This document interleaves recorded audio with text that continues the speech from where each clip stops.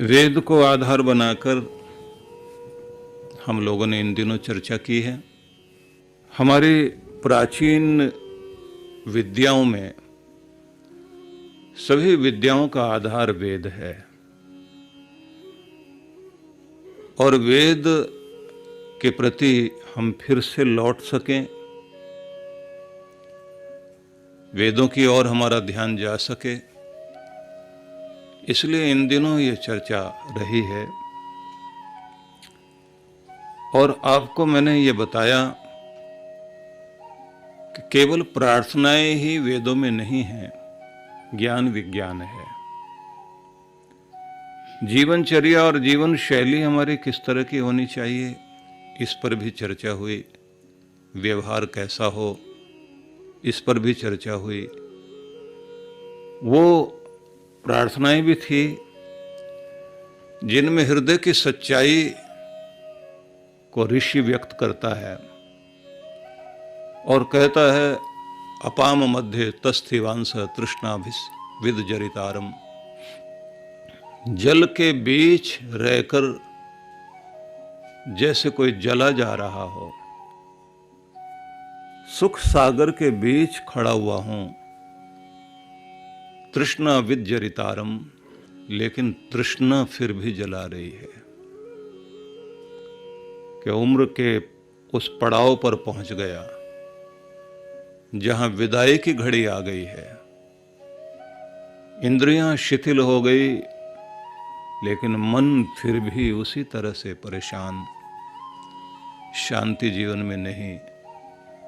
एक ऐसी मनोदशा, उस मनोदशा को ध्यान में रख करके भक्त फिर प्रार्थना करता है।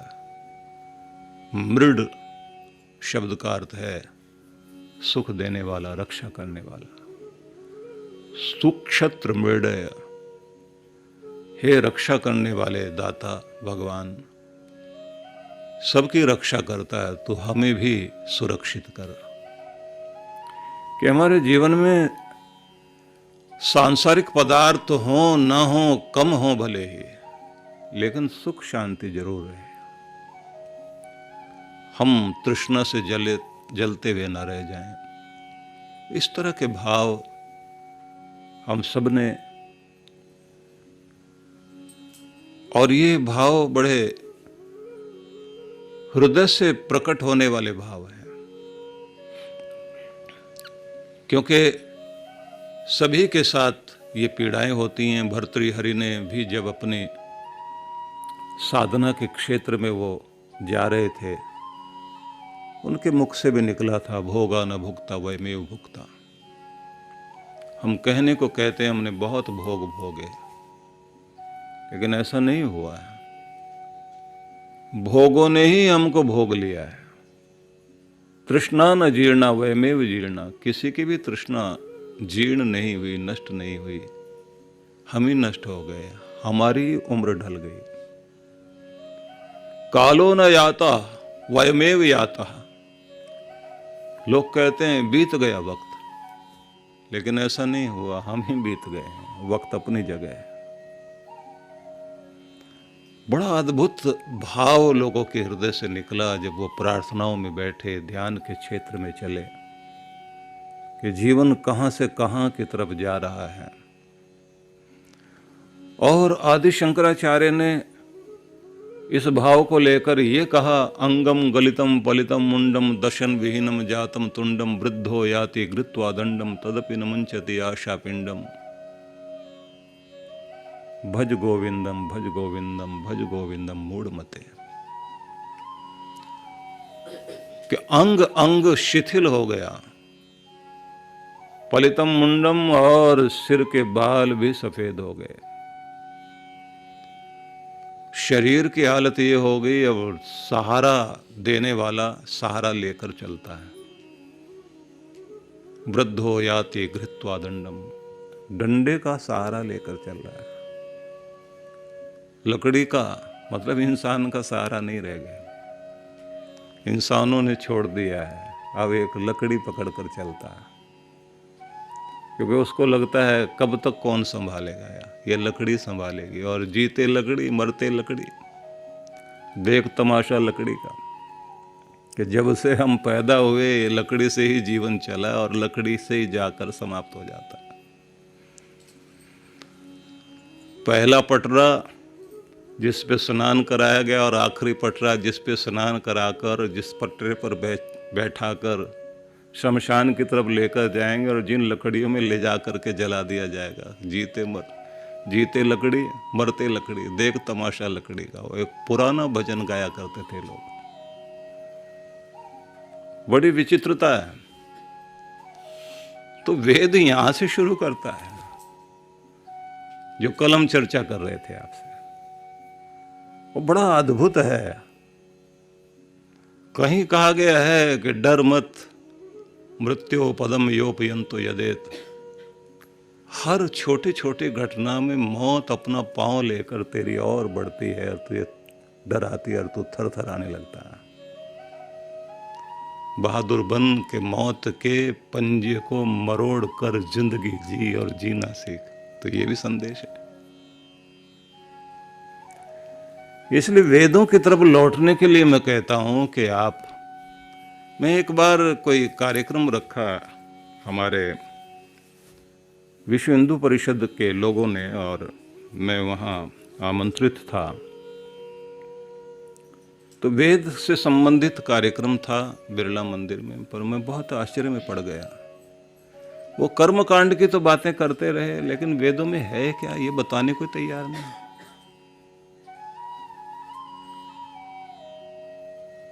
और जो सज्जन वहां कार्यक्रम में जिनको आमंत्रित किया गया था, वो खुद माइक पकड़कर किसी को बोलने ही ना दे, आखिर तक नहीं।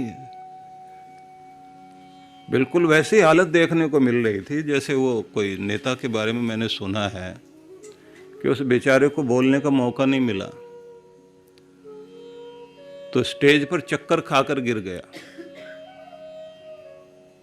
तो उसके बाद होश ना आए उसको, और दवाई ववाई देने शुरू की, किसी ने पानी के छींटे लगाए तो वो फिर भी होश में ना आए। तो फिर एक पुराना नेता था, वो आया, बोला भैया इसकी तो एक ही दवाई है। सबने कहा कि जूता सूंघाओ, बोले नहीं उससे नहीं ठीक होगा, माइक सूंघाओ, माइक। वो ये जो माइक होता है ना, ये पकड़ के उसको सूंघाया। नेता एकदम, जो उसने 5 मिनट का भाषण दिया, अंदर का गुब्बार निकला, खड़ा हो गया, बोले चैन मिला। फालतू की खुजली होती है बोलने की लोगों को, छपने की भी, छपास बढ़ास निकालने की। ये वेद हैं, इनके साथ मजाक नहीं हो सकता। परमात्मा की वाणी है ना। इसलिए यहां तो हमें बहुत एकाग्र भाव से बैठना चाहिए।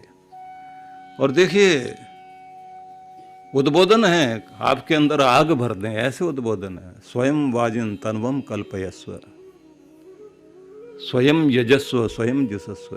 तो आपसे मैंने कहा कि मंत्र है जहां हमारे अंदर उत्साह भरने के लिए संदेश है। स्वयं वाजिन तन्वम कल्पयस्व। ये तो हमें लिख करके अपनी डायरी में रखने चाहिए मंत्र। बलशाली जीव, वाजिन शब्द का अर्थ होता है बलशाली। स्वयं वाजिन, हे वाजिन बलशाली, तन्वम कल्पयस्व, अपने सामर्थ्य की, अपने विस्तार की कल्पना करो कि तुम कितना बढ़ सकते हो, कहां तक जा सकते हो। और विस्तार की जब तक कल्पना नहीं करेंगे आप, मनोवैज्ञानिक ये कहते हैं कि आपके अंदर, आपके अवचेतन में ही इस तरह के संस्कार, आप ऐसे पैटर्न मस्तिष्क में बना लेते हैं कि जहां आपकी ऊर्जा उतने में घूम रही होती है। मतलब ये कि मैं बस इतना ही काम कर सकता हूँ, इतना ही धनी हो सकता हूँ, इतनी ही समस्याओं से लड़ सकता हूँ, ऐसे ही वातावरण में रह सकता हूँ। इस तरह से हमने पैटर्न बना रखे अपने, तो विस्तार की कल्पना होती ही नहीं, हिम्मत ही नहीं पड़ती। छोटे छोटे बच्चों को स्कूल में लेकर जाते हैं ये लोग ट्रैकिंग पर लेकर जाते हैं, तो वहाँ उनका साहस बढ़ाने के लिए कुछ ऐसे जोखिम वाले काम कराते हैं। वो बच्चे तैयार नहीं होते, मैं यहाँ से जंप नहीं लगाऊंगा, मुझे चोट लग जाएगी, मुझे ये हो जाएगा। वो पानी में उनको उतारते हैं तो उतरने को तैयार नहीं, वो धक्का दे करके ले जाते हैं आगे, जबरदस्ती करा देते हैं, तब उनको हाथ पांव मारने पड़ते हैं। बाहर निकल करके खुश होते हैं मैंने कर लिया। उसके बाद उनसे पूछा जाए कि दोबारा करोगे, बोले हाँ कर लूंगा। क्योंकि वो झटका दिया गया और आपका जो पैटर्न बन गया था मस्तिष्क में, उसको तोड़ा गया कि तुम कर सकते हो। गुरु का यही काम है, वो आपको कहां तक ले जा सकते हैं ये उन्हीं को पता है। लेकिन आप देखिए कि मंत्र में यह कहा गया, स्वयं वाजिन तन्वम कल्पयस्व। बलशाली जीव अपने सामर्थ्य की कल्पना कर, तेरा सामर्थ्य बहुत बड़ा, और अपने विस्तार की कल्पना कर कि तू कहां तक जा सकता है। यहां तनु शब्द का अर्थ है तनु विस्तार है। तन्वम मतलब स्वयं के विस्तार, अपने सामर्थ्य, अपने फैलाव के विषय में। कल्पयस्व, उसकी कल्पना कर। और फिर इसमें एक शब्द और आ जाता है, जैसे संकल्प है ना, कि उसका निश्चय करके फिर उसका संकल्प भी कर कि तुम यहां तक जा सकते हो। स्वयं यजस्व स्वयं जुषस्व। स्वयं यजस्व, स्वयं ही यज्ञ करो, सत्कर्म करो। स्वयं जुषस्व, और स्वयं ही उसका आनंद लो। ये विचार करने वाली बात है कि तुम्हारे लिए कोई और करेगा ऐसा नहीं होगा। आत्मनिर्भरता की एक बड़ी बात सबके जीवन में आनी ही चाहिए। और वो आत्मनिर्भरता, जैसे मैंने कल भी आपसे कहा था कि हम छोटे से बच्चों को प्रारंभ में ही प्रशिक्षित करें, ट्रेंड करें कि उनको मैनर्स भी आए थैंक्स करने का। और थैंक्स करना केवल इतना ही नहीं होना चाहिए कि बड़ों का कर सके, भगवान का भी करे।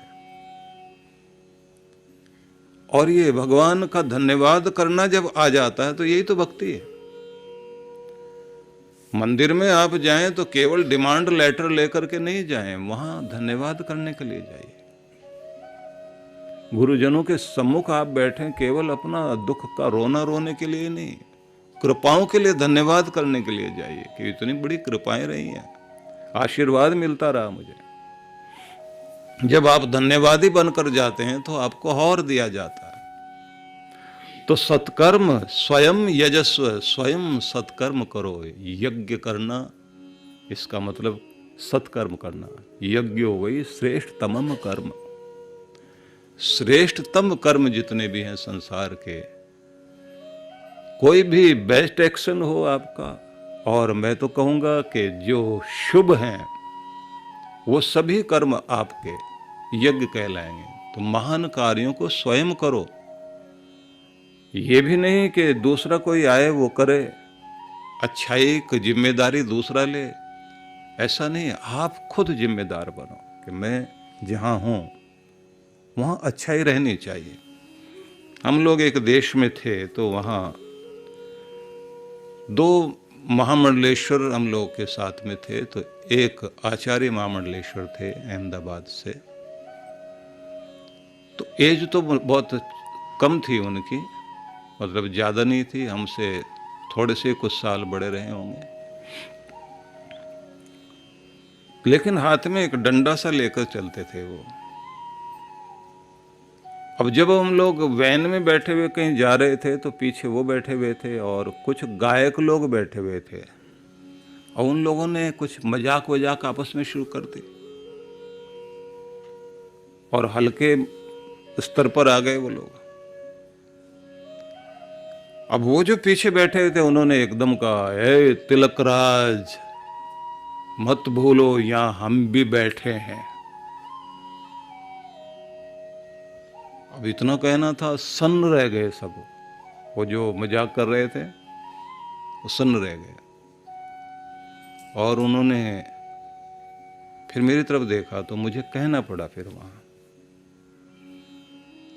कि अगर कोई अच्छा ऊंचा इंसान है तो आपके अंदर ये गरिमा होनी चाहिए कि उसके सम्मान में आपको कैसे बैठना है और कैसे बात करनी है। एक प्रोटोकॉल होता है, उसको आपको निभाना आना चाहिए।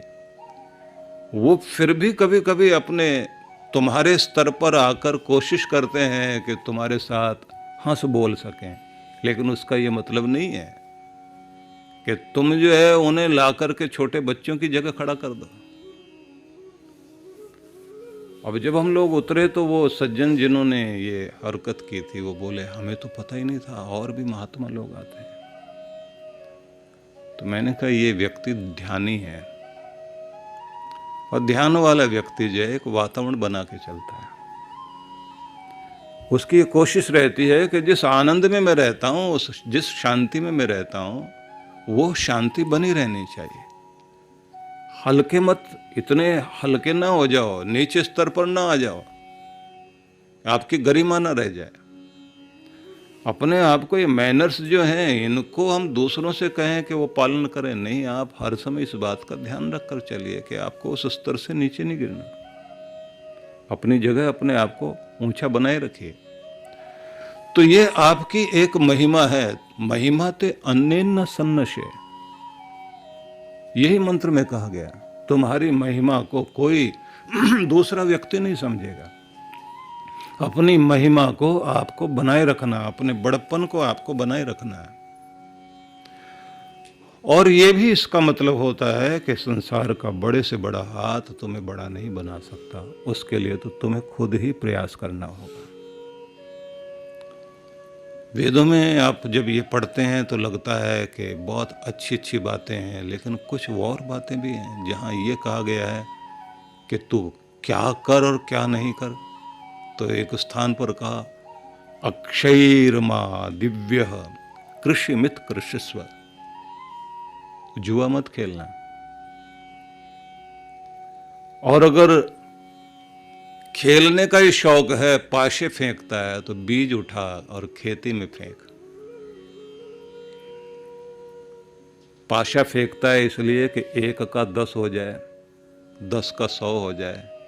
तो तू बीज बो कर देख, 1 का 10 होगा और 10 का 100 होगा। बस यही वाली खेती कर सकता है। तो इसके लिए जी कि तेरे पुण्य बढ़ जाए, तेरी अच्छाई बढ़ जाए। वित्ते रमस्व बहुमन्यमान, अपने आनंद को पाने के लिए, बहुत विस्तार पाने के लिए, तो ऐसे धन को कमा जिससे तेरा भी और दूसरों का भी पेट भरता हो। ऐसे धन को नहीं कि तेरे द्वारा दूसरों की हानि होती हो और दूसरों को दुख पहुंचाकर अपने घर में सुख लाना चाहता हो। इससे तू बच। इतने प्यारे मंत्र हैं, आप जब वेदों को पढ़ेंगे तो आपको समझ में आएगा कि हम परमात्मा की वाणी पढ़ रहे हैं। कुर्वन्ये वेह कर्माणि जिजी विशेषदम समाह एवं त्वयि नान्य थे तो अस्ति न कर्म लिप्यते नर। जब कहा जिजी विशेष शतम समाह, 100 वर्षों तक जीने की कामना बनाए रखो। तुम्हारे अंदर सैकड़ों वर्षों तक जीने की जिजीविषा बनी रहनी चाहिए। दुनिया तुम्हारी मुस्कुराहट का दिया बुझाएगी। तुम्हें हंसता हुआ कौन देखना चाहता है? तुम्हारे अपने प्यारे लोग हो सकते हैं, माँ हो सकती है जो देखकर खुश होती है। तुम्हारे अपने कोई खुश होते हुए देख सकें तो बात है। ज्यादातर तो दुनिया को बड़ी पीड़ा होती है, कोई हंस रहा हो, खुश रह रहा हो, मुस्करा रहा हो, फल फूल रहा हो, खाता पीता दिखाई देता हो, बड़ी पीड़ा है लोगों को।